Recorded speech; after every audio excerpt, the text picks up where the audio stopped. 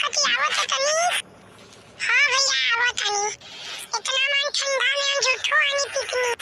हाँ भैया हमू के बड़ा ठंडा लागता। भैया हम तो कोटो ना पहिन तो हम ही कौन सा पहिन लेवानी। चलो भैया घरे चलो तनी। हाँ भैया सही बोला तारे, चलो घरे चलो तनी। बाद में हम गर्मी में आई फिर से पिकनिक करेंगे। भाई गाड़ी बुक करो, भाई रिक्शा से चलल जाई, ज्यादा किराया ना लगी। भाई हमरे पास तो पैसा ना है, गिर गई हमार पैसा बस में।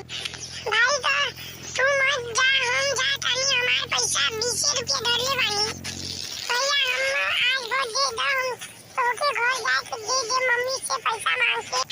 ना भैया हम तो ना दे, हमें से नहीं भाई। भाई हम एक्स्ट्रा पैसा ना धरनी, हमार मम्मी ना देला और जाना तारा ना हम चोरी नहीं करी।